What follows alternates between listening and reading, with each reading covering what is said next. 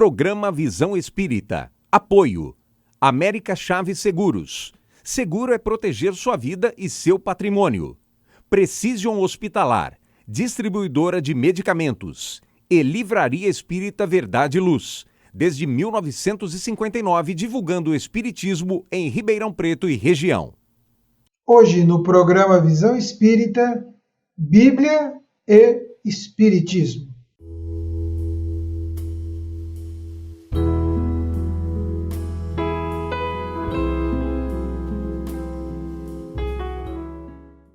O programa Visão Espírita pede licença para entrar no seu lar, levar-lhe uma mensagem de fé, de otimismo, de muita esperança. O programa Visão Espírita continua o diálogo esclarecedor, o diálogo fraterno, o diálogo acolhedor com o companheiro Edgar Tão. Edgar Tão é divulgador do Evangelho, divulgador do Espiritismo, trabalhador dedicado à causa e ao movimento espírita e ao movimento do Evangelho. Edgar Tão, bem-vindo a este programa Visão Espírita. Muito obrigado mais uma vez pela oportunidade de aprendermos sempre juntos, Ola. Edgar, no último programa você fez vários esclarecimentos sobre a Bíblia, Velho Testamento, Novo Testamento, uma resposta muito esclarecedora que eu até sugiro que o nosso amigo e a nossa amiga telespectadora que está nos assistindo hoje vá e pesquise no nosso canal no YouTube o programa anterior e tenha acesso a todas as explicações que você nos apresentou. O tema do programa é Bíblia e Espiritismo. Como o Espiritismo define a Bíblia? O livro base para muitos cristãos é a Bíblia. Como os espíritas se posicionam a esse respeito, Edgar? Eu lembro uma vez, Ola, que eu fui fazer uma palestra e levei a Bíblia embaixo do braço, né? Um olhar descuidado andando na rua, parecia que eu estava assim, que eu era protestante, que eles têm o hábito, né, de levar a Bíblia embaixo do braço. E quando eu entrei na casa espírita, um companheiro lá disse que o espírita não estudava a Bíblia e que não precisava carregá-la assim como eu estava carregando, né? Eu não tinha aparelhos eletrônicos, então era a Bíblia mesmo embaixo do braço. E é engraçado como alguns espíritas acham desnecessário, né, se debruçarem sobre a Bíblia. Eu não quero criticar, evidente, porque há mais desconhecimento nisso do que uma postura realmente de achar que a Bíblia é desnecessária. Para responder essa sua questão, Zola, de como o espírita se posiciona diante da Bíblia e de como o próprio espiritismo a define, eu não quero trazer minhas palavras, não. Eu quero trazer as palavras do benfeitor espiritual Emmanuel, que ele tem uma resposta, eu diria assim, desculpa a expressão, mas definitiva em torno dessa questão. Em 2 livros, O Consolador e A Caminho da Luz. Olha o que Emmanuel diz. Primeiro, em Consolador, ele vai dizer: no quadro de valores da educação religiosa das criaturas, o Velho Testamento, apesar de suas expressões altamente simbólicas, poucas vezes acessíveis ao raciocínio comum, deve ser considerado como a pedra angular ou ainda a fonte máter da revelação divina. Olha que interessante, né? Ele reconhece as limitações do Velho Testamento, mas não ignora que ali nós temos a base de fundamentação da revelação divina. E nós tratamos algo sobre isso no programa passado. Agora, aí ele continua, estudando-se a trajetória, isso já está em A Caminho da Luz, estudando-se a trajetória do povo israelita, verifica-se, portanto, que o Antigo Testamento é um repositório de conhecimentos secretos dos iniciados do povo judeu e que somente os grandes mestres da raça poderiam interpretá-lo fielmente. O Novo Testamento, portanto, é o registro vivo dos ensinamentos de Jesus na Terra por força do amor de Deus à criatura humana. Então, nós vemos aí como esse entendimento naturalmente se expande, se aprimora, cresce à medida que o homem, portanto, encontra receptividade em si para melhor compreender, melhor saber e melhor fazer, evidentemente, Zola. Você faz nos lembrar da coleção Fonte Viva do Emmanuel, né? Aonde Pois nos é. 5 livros, são 5, né? Você me corrija, por favor. São São 5 5 livros, dos quais em 4 deles ele inicia com uma citação, com um texto que está na Bíblia. Aliás, E nos daí, 5 ele faz isso, né? Em todos no eles cinco. são 180 lições, Ola, em cada um desses 5 livros. Ou seja, nós vamos verificar 900 lições evangélicas que Emmanuel vai se utilizar de versículos bíblicos, procurando estudar o evangelho, procurando trazer um olhar espiritista em torno das lições de Jesus. Isso é uma maravilha. E para nós espíritas, né? O Emmanuel é um espírito de uma envergadura intelecto, moral, ética avançadíssima, né? É considerado um benfeitor, né?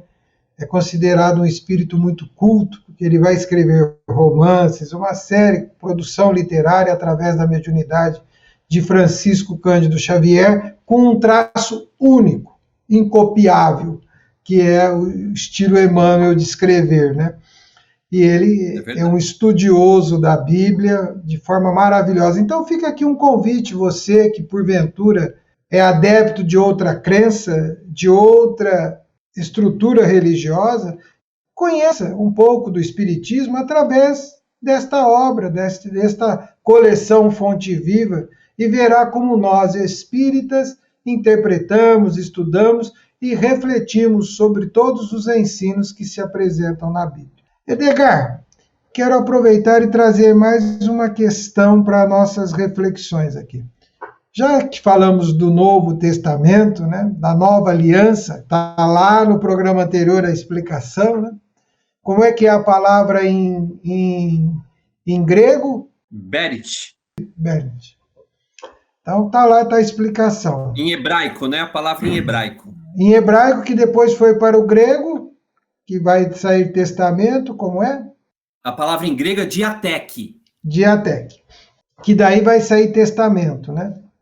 Isso mesmo. Diatek significa testamento. E Berit em hebraico significa aliança, Zola. O Novo Testamento é a fonte dos ensinos de Jesus que todas as religiões consideradas cristãs se apoiam para fundamentar seus preceitos. Onde se apoia o Espiritismo? Essa pergunta é incrível, viu, Zola? Incrível, porque Kardec a aborda também de alguma forma, né? Lá no programa anterior, eu rapidamente falei sobre o capítulo 1 do Evangelho segundo o Espiritismo, intitulado Objetivo desta Obra, né? E ali Kardec vai dizer onde o Espiritismo se apoia, e naturalmente eu vou afirmar a mesma coisa aqui. O Espiritismo se apoia nos ensinos morais de Jesus. É ali que se encontram todas as estruturas evangélicas que o Espiritismo naturalmente se debruça. Porque Kardec, nessa afirmação, Kardec, lá no capítulo 1, Objetivo desta Obra do Evangelho segundo o Espiritismo, ele vai dizer, muito apropriadamente, que, de uma forma geral, pode-se dividir as matérias contidas no Evangelho em 5 partes. O Zola sabe disso porque nós, outros espiritistas também, porque a gente ocasionalmente menciona isso com bastante frequência. Os atos comuns da vida de Cristo, depois os milagres, as predições, as palavras que foram utilizadas pela Igreja para a fundamentação de seus dogmas e, por fim, o ensino moral. Então, de uma maneira genérica, vamos dizer assim, os evangelhos reúnem estas 5 forças. Aí Kardec vai dizer, bom, se as 4 primeiras têm sido temas de controvérsias, de discussões, de cismas, indiscutivelmente o aspecto moral, o ensino moral de Jesus, este é constantemente inatacável. É por isso, portanto, que o Espiritismo se debruça exclusivamente sobre essas questões, sobre os aspectos morais. Daí se derivarão mais tarde, claro, as leis morais, que é a terceira parte do Livro dos Espíritos. Kardec, ainda lá na Gênese, vai tratar sobre os milagres, vai tratar sobre as predições, mas ele não, eu diria, ele não entra assim num debate profundo sobre essas questões a fim de esclarecê-las de alguma sorte definitivamente. Parecia, inclusive, que a Gênese era uma obra em andamento, né? Em desenvolvimento. Então, toda a estrutura moral do Espiritismo, portanto, se baseia, evidentemente, na própria estrutura moral dos ensinos de Jesus. Ó, é aí que nós nos baseamos. Sabe, Edgar, é uma opinião pessoal minha dessa situação. Eu acho que é isto que fez o cristianismo se tornar o cristianismo. É a moral que Jesus traz, né? Porque ela se alinha a um comportamento ético que é possível ser praticado por qualquer crença, em qualquer país, em qualquer ambiente do globo. É muito forte quando Jesus diz: amarás o Senhor teu Deus, né? E depois ele diz que é preciso amar o próximo. É difícil, né? Isso não ser aceito por qualquer religião, por qualquer crença, em qualquer ambiente sob o orbe terrestre. Isso é muito significativo. Mas, Edgar, uma pergunta agora até para que a gente nos ajude a pensar. Os ensinos de Jesus, interpretados literalmente, são apresentados pelos evangelistas de acordo com sua forma de escrever, né? E podemos até dizer conforme as características da personalidade de cada um. Tanto que nós vamos encontrar alguns ensinos de Jesus comum aos 4, outros a 3, outros a 2 e outros a apenas um evangelista, né? Sim, é verdade. Isso tem ordem de relevância nos evangelhos? Qual estudar primeiro? Zola, assim, a princípio, os evangelhos, eles podem ser estudados separadamente, e eu diria até sem a obrigação de que estudemos Mateus em primeiro, por exemplo, né? Depois Marcos, depois Lucas, depois, por fim, João, em absoluto. Pessoalmente, eu sinto que nós podemos nos debruçar em torno do evangelho de uma maneira, eu diria, afetiva, sentimental, porque, naturalmente, nós somos impelidos a um envolvimento afetivo quando conhecemos as lições de Jesus, e aquele outro espiritual, que é com que nós nos faz com que nos identifiquemos mais com este ou com aquele outro evangelista, com estas ou aquelas outras passagens, por exemplo. Eu diria que os 4 evangelhos, eles vão se completarem, né? E eles vão formar um todo que naturalmente apresentará o caráter revelador da missão de Jesus na Terra, por um lado, mas especialmente a força da pedagogia crística que provoca a autonomia da criatura, né?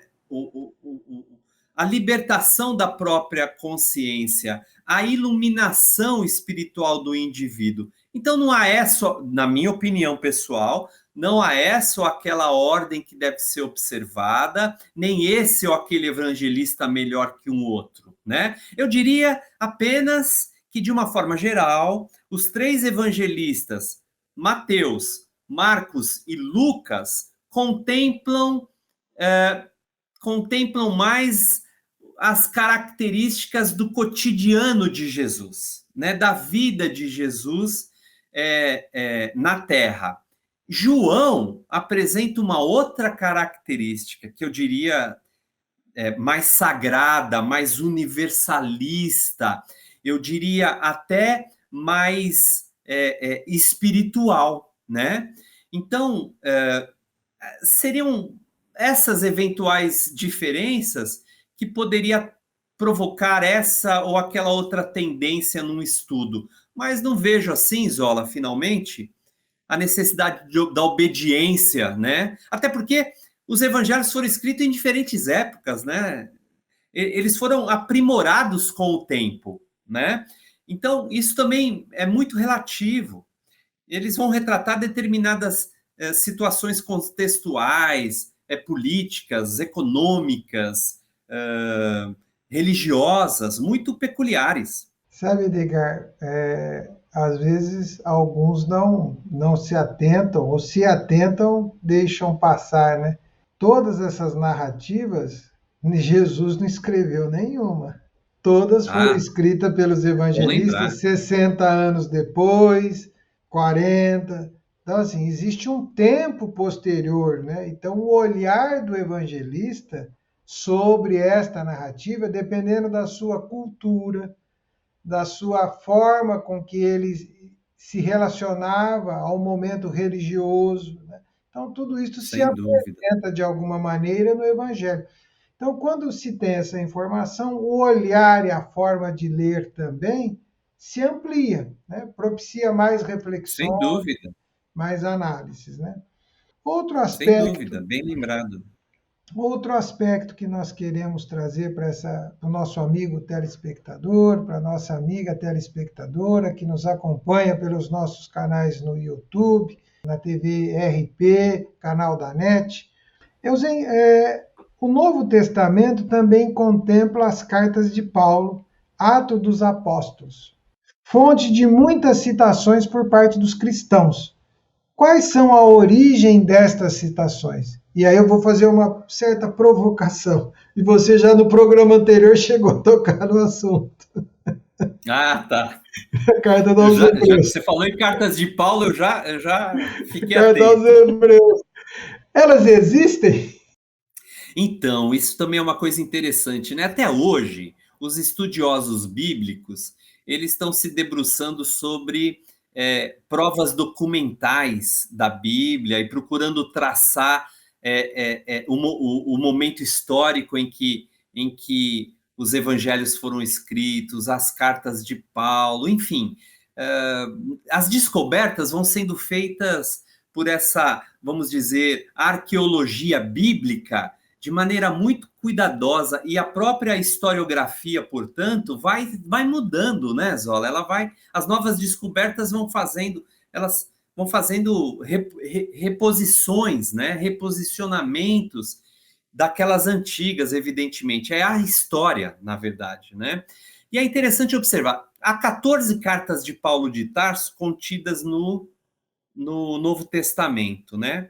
Dessas 14, apenas 7, portanto, metade das cartas, são consideradas como sendo verdadeiramente de Paulo de Tarso. Das 14, só 7 são consideradas como cartas de Paulo. As outras 7 são atribuídos a outros autores que conviveram com Paulo de Tarso, que tomaram conhecimento das cartas de Paulo de Tarso e que, por conta disso, podemos dizer, escreviam aqui, entre aspas, a maneira de Paulo de Tarso, né?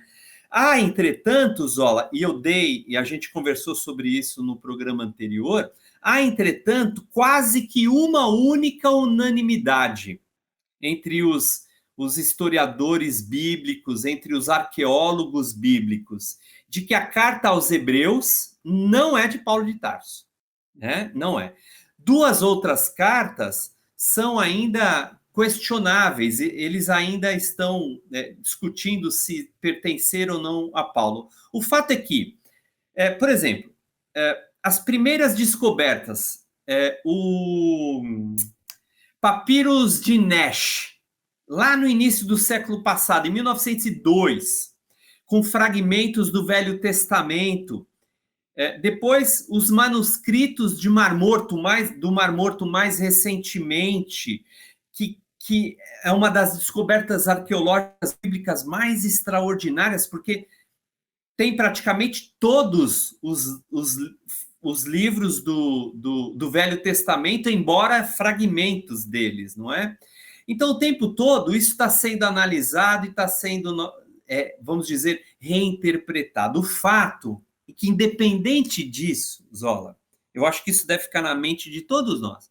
Independente disso, se a carta foi escrita à mão por Paulo de Tarso, se foi escrita à mão por Timóteo ou por um outro colaborador do trabalho de Paulo, independente disso, mais uma vez, a Bíblia é de inspiração divina. E do ponto de vista espírita, há, como houve, uma pleiade de espíritos assessorando Jesus, que igualmente contribuíram, eu diria em termos até ostensivos, no trabalho mediúnico de muitos desses escritores, para que essa palavra divina fosse escrita, né? Então, vejamos, se Moisés inaugura o livro de pedra com os 10 mandamentos, nós não ignoramos que todos os 27 livros do Novo Testamento, embora livros ali, né, não existia imprensa, era tudo à mão. Poucos sabiam escrever, Zola. Do grupo de Jesus, apenas uns 2 lá que acredita-se que sabiam escrever, que eram alfabetizados em letras lá. Lucas, não, né? Lucas está fora, mas ele não compunha aquele grupo dos 12 originalmente, né?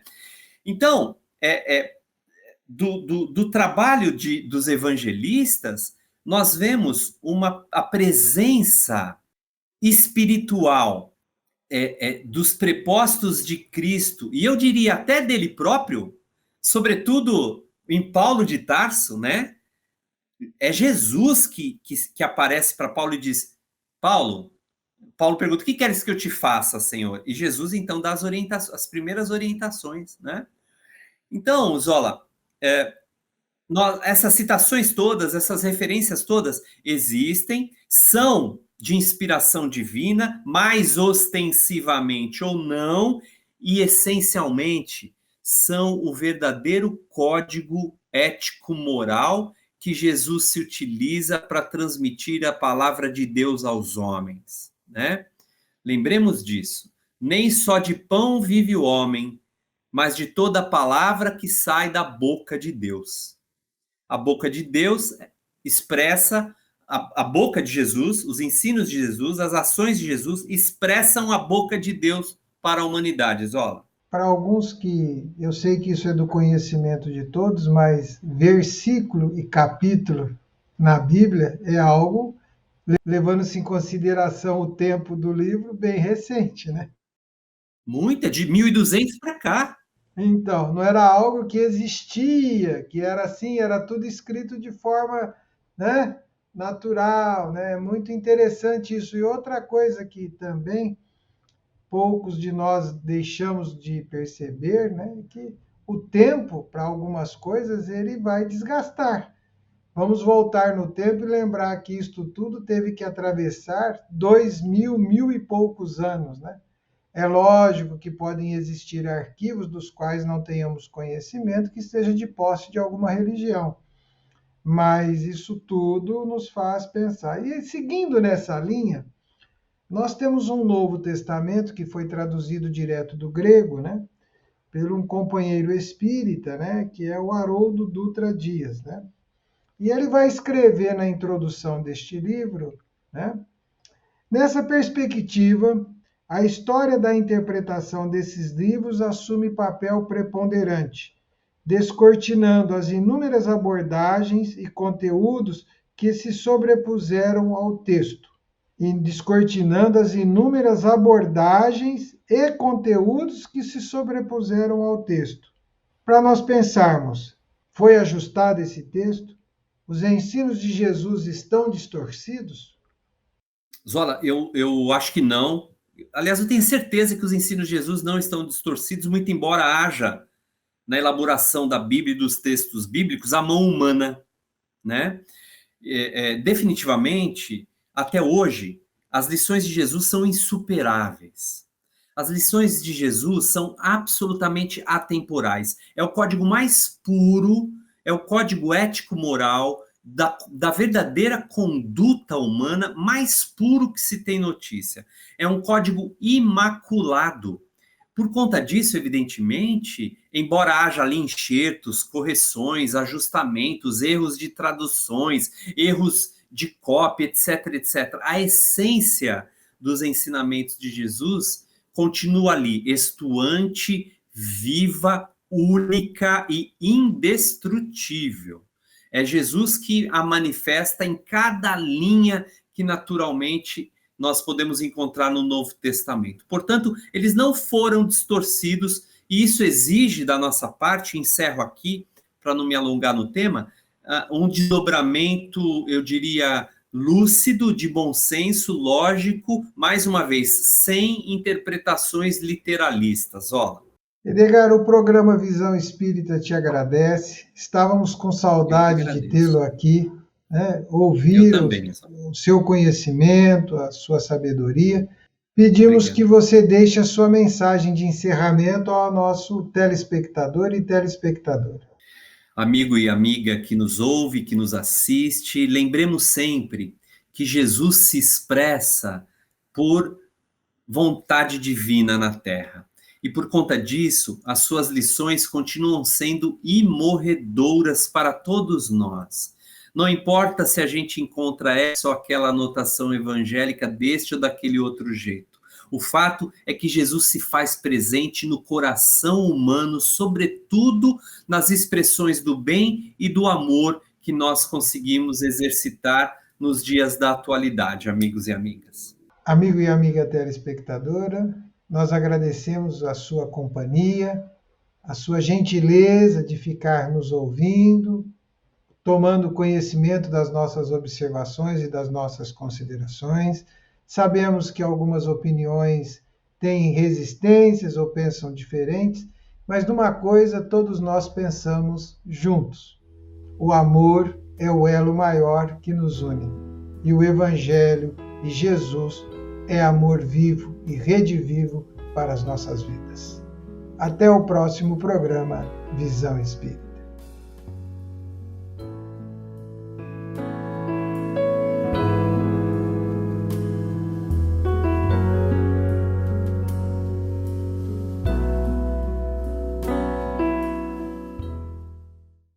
Programa Visão Espírita. Apoio. América Chaves Seguros. Seguro é proteger sua vida e seu patrimônio. Precision Hospitalar. Distribuidora de medicamentos. E Livraria Espírita Verdade e Luz. Desde 1959, divulgando o espiritismo em Ribeirão Preto e região.